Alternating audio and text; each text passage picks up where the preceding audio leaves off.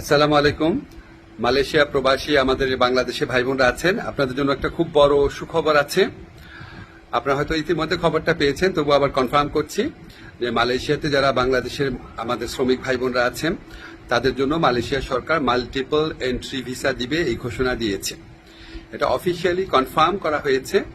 আমরা যখন গত মে মাসে মালয়েশিয়াতে সফর করি তখন মালয়েশিয়ার যে স্বরাষ্ট্রমন্ত্রী আছে ওনার সাথে আমার এবং আমাদের যে ডেলিগেশন টিম ছিল আমাদের মিটিং হয়েছিল।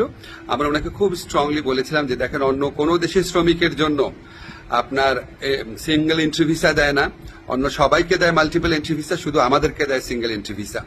তো উনি আসলে খুব অবাক হয়েছিলেন শুনে। উনি সংশ্লিষ্ট কর্মকর্তাদের জিজ্ঞেস করেছিলেন, মিটিংয়ে যারা ছিল তারা ওনাকে কনফার্ম করেছে যে বাংলাদেশের ক্ষেত্রে এই বৈষম্যমূলক ব্যবস্থাটা আছে। তো উনি এটা শুনে সাথে সাথেই নির্দেশ দিয়েছিলেন। তো তারপরও আমরা খুব ওয়েট করছিলাম, দিনের পর দিন যোগাযোগ রেখেছি কবে এই সুখবরটা সত্যিকার অর্থে আমরা এক্সিকিউটেড দেখতে পাবো। তো আমরা কনফার্ম হয়েছি মালয়েশিয়া সরকার এখন থেকে আমাদের যারা বাংলাদেশি শ্রমিক ভাইরা আছেন তাদেরকে মাল্টিপল এন্ট্রি ভিসা দিবেন। তো ইনশাল্লাহ আরো মালয়েশিয়ার ব্যাপারে ইনশাল্লাহ আরো কিছু গুড নিউজ আমরা অচিরেই দিতে পারবো।